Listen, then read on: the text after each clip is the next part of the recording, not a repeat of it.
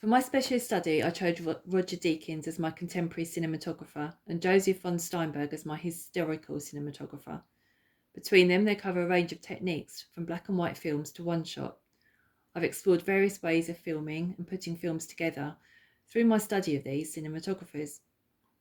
Now, firstly, Joseph von Steinberg. The techniques I studied of his were black and white films and silent movies. Steinberg started his cinematography career in America, working for some really famous directors. He learnt a lot from Emile Chartier.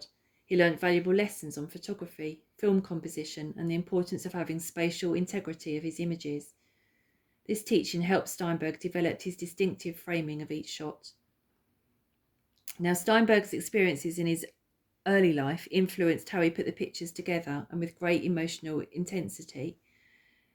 Steinberg created many famous films and became one of the greatest filmmakers of the late silent era. His last silent movie was The Case of Lena Smith. Now, for my own experimentation, I chose to film a silent film and a black and white film. For the black and white film, I did 3 different videos of my cat going to get food. I filmed these on my phone, and for the first one I put a filter on, which was the closest to black and white I could find.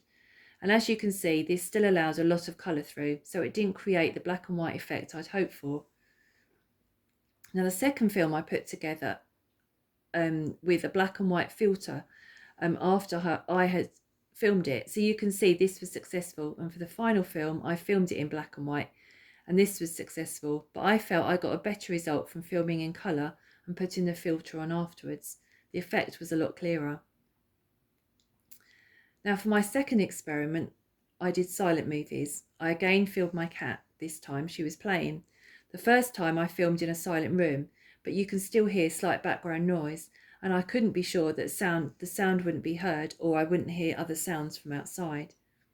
For my second film, I played some music on my laptop in the background, which drowned out any background noise.